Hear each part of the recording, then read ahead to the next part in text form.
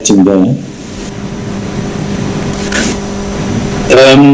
Indeed, I first have to acknowledge the fact that we are in a very big platform in terms of its importance and in terms of its relevance, not only in our continent, but in the whole world. And the subject that we are tackling on this big platform today is indeed a very important one that is testing our consciences. In fact, right down to the bottom, not academically, not otherwise, but it is testing the bottom of our consciences. Just to say what exactly is happening in the world. What are we doing about our existence in the world? Not only in South Africa, but elsewhere. This is the platform provided to us by the United Nations in the form of the International Anti-Corruption Day, the 9th of December, as we celebrate it in this particular event, annual event in our country. We must, by all means, appreciate the United Nations for keeping on rattling our consciences on this particular day as far as the issue of corruption is concerned. And even name one of the days in the calendar as an anti-corruption day international. So this year, as other speakers have acknowledged, the theme is recover better with integrity. Because it is indeed the integrity that we have lost that is putting us under the bottom of our bodies, putting the millions of our people under the yoke of poverty or shadow of poverty, with a few that are creaming the resources of the state at the expense of those who otherwise deserve the use of the resources for their betterment. This is a very important day when we really have to recommit ourselves to fighting this, not just because we are called upon by the United Nations or by our governments, but as individuals. We need to make the day appeal and say, God help us all, free us from being corrupt.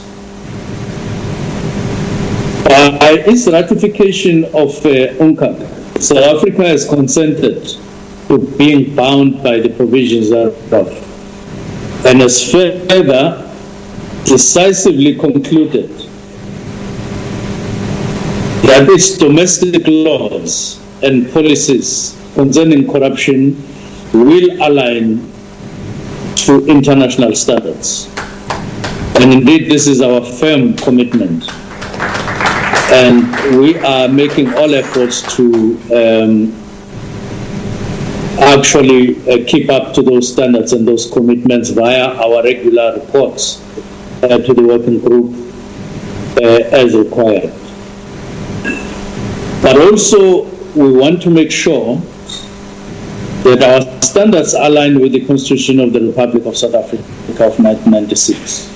And as a developing country, it is vital for South Africa to ensure that it aligns its domestic legislation and policies with the international standards or international instruments in order for it to be a global contender.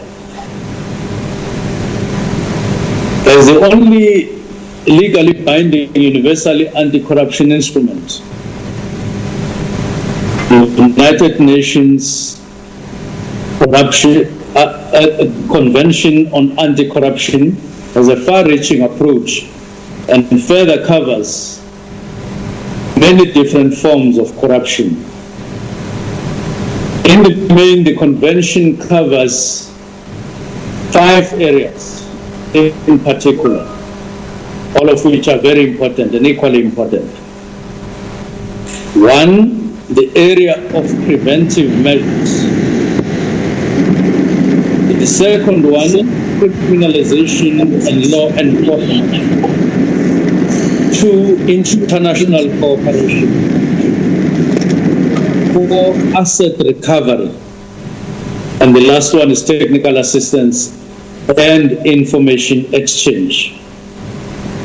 There is no doubt that all 5 of them were thought out very carefully, and indeed they bring to life all efforts in the globe to fight corruption by all means. Indeed, there is no doubt that corruption first and foremost needs to be prevented, and each of the governments in the world, not only just those who are signatory to the convention, needs to do everything to prevent it in the first place. It is a well-known factor that there will always be people who will want to be corrupt. Not because they were born corrupt, because they will always want to expropriate certain resources for their own personal benefits and aggrandizement at the expense of other people. And this thing is called greed. And it's a sin in the Bible. Yes. But it's also it's a sin that we commit in the glare of the public. But it is also, fortunately, a criminal offense for which governments need to garner part of their resources to ensure they prevent those amongst us who want to be greedy and even over greedy. So prevention is very important. And in the country, we dare say we are doing quite a lot in that particular area. Law enforcement, again, it is important to bring to the fore not only just the preventive measures, but once those who want to breach those measures have done so, they need to face the full might of the law and be brought to book and embarrass themselves in full view of the community and, of course, the different nations when they get arrested and so on. But of course, we also have to recover, not only arrest them, but to recover assets and also technical assistance. Well, of particular interest and in line with the theme is the aspect of asset recovery, which I just mentioned. The effects of corruption are devastating. Not only does corruption rob our country of the necessary resources for development, but it further violates the constitutional rights of all citizens in the country, leaving them with little or no resources for a better life. Corruption counters all efforts of governments to deliver on the expectation of the people. And they take that, they intervene. And so people live under the impression that government does not want to deliver or is not making any effort, so is not interested in them. In the meantime, expenditure says it all. But then there are people who intervene. And that is where this thing shows its ugliest face. What is further disheartening are the actions of those in leadership positions and those tasked with management and administration of funds. But these people are paid and they are hired on the basis that they are trustworthy, but they use their positions of trust and for which they get remunerated, not poorly, but fairly, if not even more than fairly. And then, over and above that, they extend their ugly hands to the resources of those who are poor. Not only do their actions cast government in a bad light, but they diminish all hopes for a better South Africa. The goal and what we are tirelessly striving towards is a government that puts the needs of the citizens first at all times, and public servants who dutifully serve the public. In order to achieve this, stringent measures will have to be put in place, and those who continue to contravene the law will have to be brought to book without delay and without any fear or favor whatsoever. In terms of the NDP, one of the goals envisaged is a corrupt-free South Africa, which includes a government that is accountable to its people. Ministers and individual public servants must individually and collectively account to the people for their actions and for their actions. In other words, for their omissions and for their commissions. And we want to take this opportunity and urge the public, come to the fore.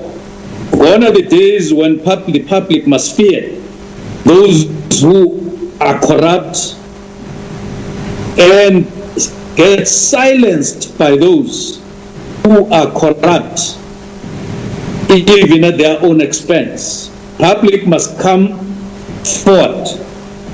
The public must inform authorities. The public must shout at corruption. The public, individually and as their collectives via their organizations, non-governmental organizations and others must just come to the fore against corruption and fear no one. So fighting corruption is one of government's key priorities. This is evidenced by our approval of the National Anti-Corruption Strategy a few weeks ago, which will enable and aid the country in the fight against corruption by providing a nationwide intervention framework, well-organized framework, within which we will then coordinate our activities against corruption.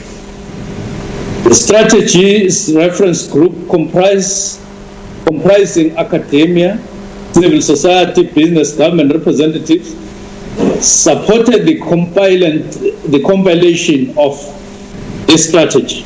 And this further cements that the fight against corruption will require all the citizens of our country, this time around for real, and this time around with definite government support. If there is anything that is in abundance in South Africa today, it is this thing that the program director refers to as political will. There is political will, and I dare say so, on behalf of the government of South Africa, led by the president of the country. We are committed, and we are openly and publicly committed to fighting corruption in darkness and in daylight. And in this regard, we are encouraging all law enforcement agencies, all of them, especially those that are heads of these agencies, that they must fear nothing, absolutely nothing. Go directly to criminals.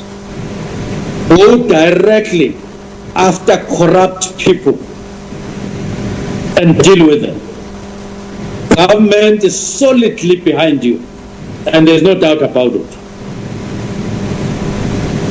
One of the pillars covered by the strategy concerns advancing the professionalization of employees. We are up and about making sure that public servants are professional. Public servants, yes, they have rights that they deserve, including enabling conditions of employment. We are together with them on that. But over and above that, we are emphasizing and beginning to emphasize that they too have commitments that they must demonstrate in terms of performing their duties. One is that they must be professional. And two, it is that they must be ethical. And three, it is that they must be productive and they must be innovative. Those values are very important in terms of ensuring the integrity of public service. It's not just about salaries, nor is it completely out of salaries and good conditions of service. But what I'm saying is that along conducive conditions of service or conditions of employment, we must hear more and more public servants very concerned about their own professionalism, their own ethics. We must hear them concerned about how they should distance themselves from any acts of unethical conduct, corruption in particular. We want enhancement of government institutions and strengthening resourcing and coordinating of performance and accountability again.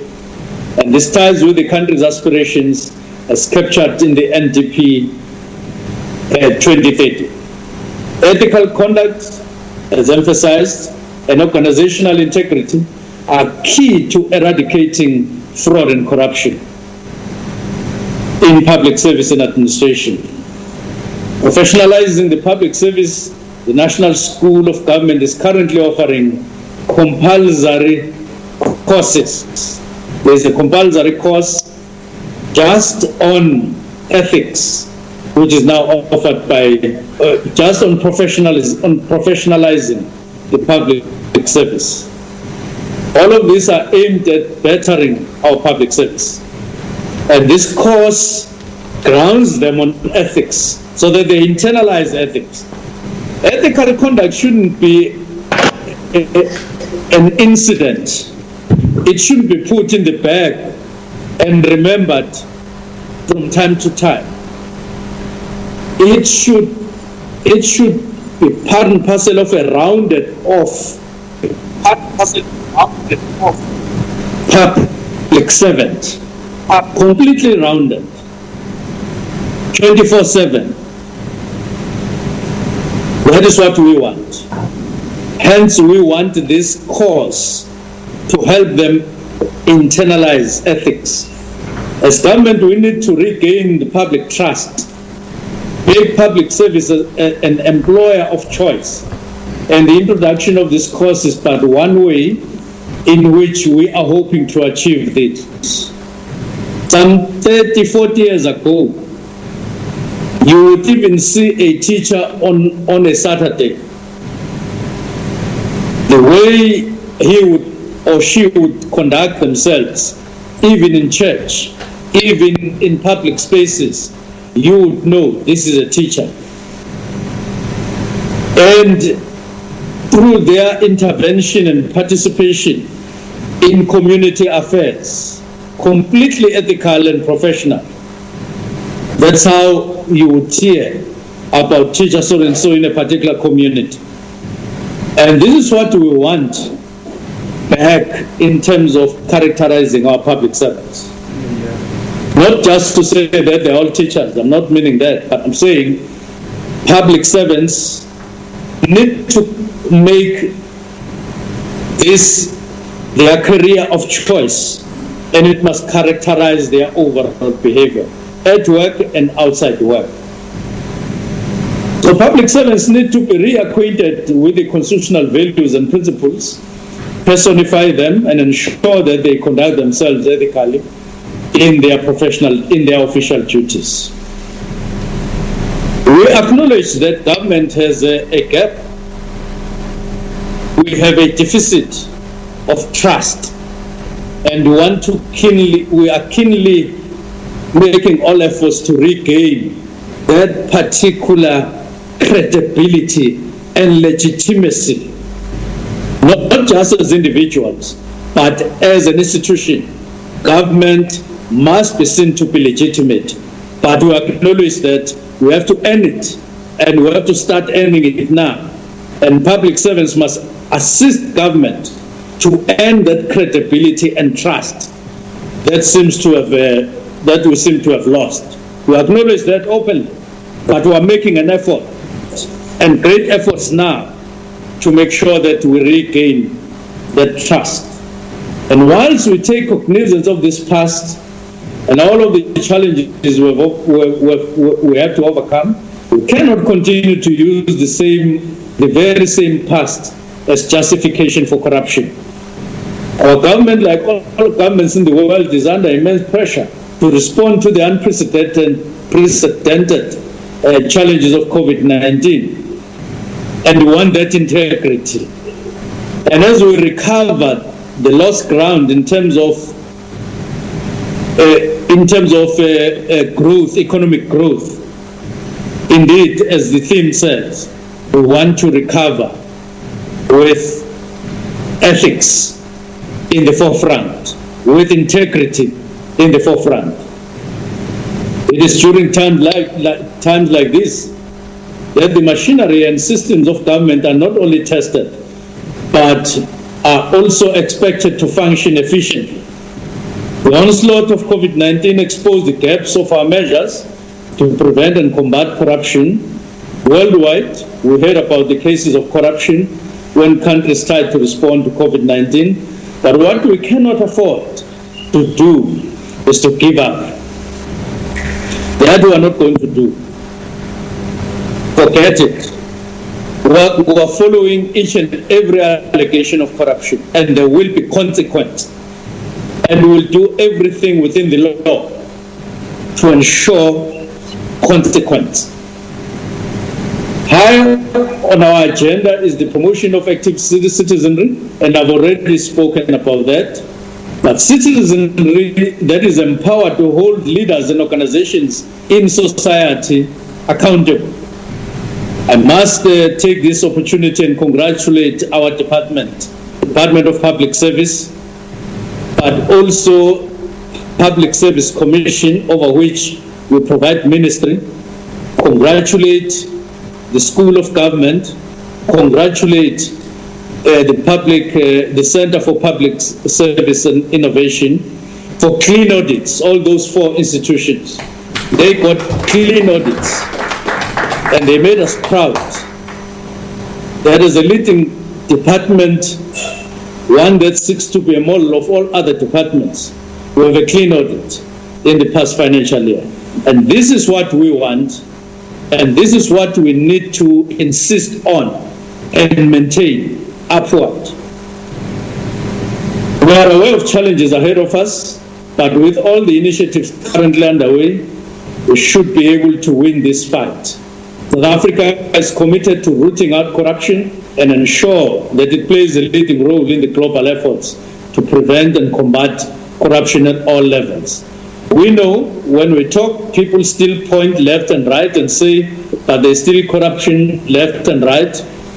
Now, we don't mind, we take that to our stride, but like a lonely fisherman, one day who was using a rod to get one fish at a time to feed crowds that were hungry out on the shore of the sea.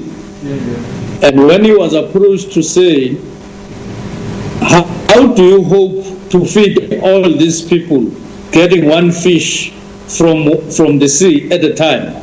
He said this problem was not the whole crowd at the time. His problem and his commitment was at least to save one person from hunger and save them from being killed by hunger, at least at a time.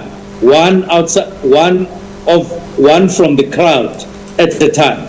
So steadily but urgently, we will overcome this particular scourge of corruption, both in the public and in the private sectors. I thank you very much.